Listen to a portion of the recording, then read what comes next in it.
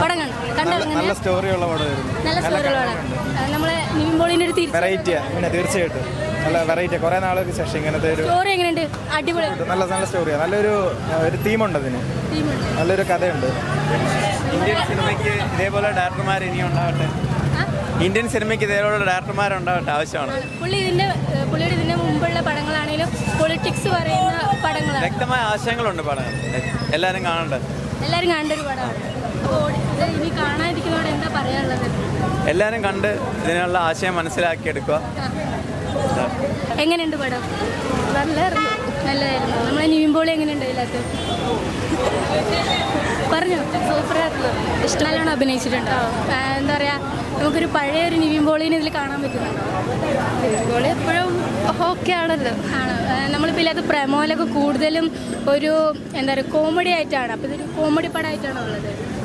Comedy മാത്രമല്ല, mixed feelings ആയിരുന്നു. ആണോ? നമുക്കിപ്പോൾ ഫാമിലി ഓഡിയൻസിനാണെങ്കിൽ കണ്ടിരിക്കാൻ പറ്റിയൊരു പടമാണോ? അതെ. ചെറു പടം എങ്ങനെയുണ്ടായിരുന്നു? നല്ല പടം. സ്റ്റോറി വളരെ നന്നായിട്ടുണ്ട്. ധ്യാനം എങ്ങനെ അഭിനയിച്ചു?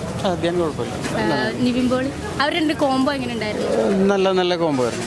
നിവിൻ പോളിയുടെ ഒരു തിരിച്ചുവരവ് തന്നെയാണ്. തീർച്ചയായും വളരെ നന്നായി. നല്ല അഭിനയമാണ്. അടിപൊളിയായിരുന്നു. ആണോ? നിവിൻ പോളിന്റെ ധ്യാൻ്റെ ഒരു കോംബോ ഒക്കെ എങ്ങനെയുണ്ട്? നിവിൻ്റെ ഒരു ബാക്കാണ്, കംബാക്കാണ്. ആണ്. പിന്നെ നമ്മളെ ഡയറക്ടർ പുള്ളിക്കാരൻ ഇതിനകത്ത് അഭിനയിച്ചിട്ടുണ്ട്, ചെറിയ റോൾ ചെയ്തിട്ടുണ്ട്. നല്ല ഡയറക്ഷൻ. ഇതിന് മുമ്പുള്ള പുള്ളിന്റെ പടയിലൊക്കെ ഒരു പൊളിറ്റിക്സ് പറയുന്ന ടൈപ്പാണ്. അതായത് മെസ്സേജാണ്, അത് നല്ലൊരു മെസ്സേജാണ്. ആണ്. നമ്മളെ നിവിൻ പോളി എങ്ങനെയുണ്ട്? നിവിൻ പോളി അടിപൊളിയായി അഭിനയിച്ചു. പുള്ളിക്കാരൻ്റെ ഒരു തിരിച്ചുവരവായിട്ട് കാണാൻ പറ്റുമോ? നല്ല രസമുണ്ടായിരുന്നു. പടം എങ്ങനെയുണ്ട്?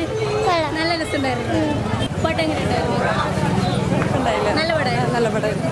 നമ്മളെ നിവിൻ പോളിന്റെ ഒരു തിരിച്ചുവരവായിട്ട് കാണാൻ പറ്റുമോ? അത് പറ്റും, പക്ഷെ പിള്ളേർ കുറച്ച് സെന്റിമെന്റ് ആവും. സെന്റിമെന്റ് ഒക്കെ ആയിട്ടുള്ള. അതെ. അനശ്വരാജൻ എങ്ങനെയുണ്ടായിരുന്നു? കുഴപ്പമില്ല, പക്ഷെ വലിയ റോളൊന്നും ഇല്ല ഇതിൽ. ഇല്ല.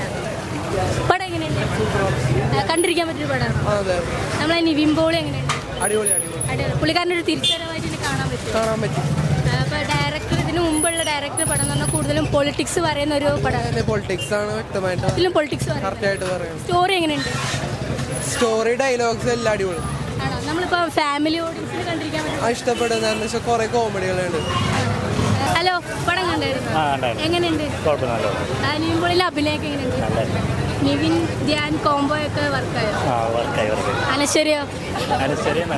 നല്ലതായിരുന്നു. എന്താ ഒരു ഫാമിലി ഓഡിയൻസിന് കണ്ടിരിക്കാൻ പറ്റും.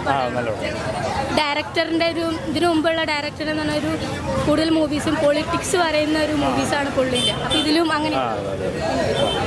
അപ്പോൾ ഒരു അടിപൊളി പടമാണ്. ഹിറ്റാവും. എങ്ങനെ സ്റ്റോറി എങ്ങനെയാണ് പോകുന്നത്? ഒരു സീരിയസ് രീതിയിലാണോ പോകുന്നത് അല്ലെങ്കിൽ ഒരു കോമഡി രീതിയിലാണോ പോകുന്നത്? ഫസ്റ്റ് ഹാഫ് ഒക്കെ കോമഡി രീതിയിലാണ്, പിന്നെ അങ്ങോട്ട് സീരിയസ്.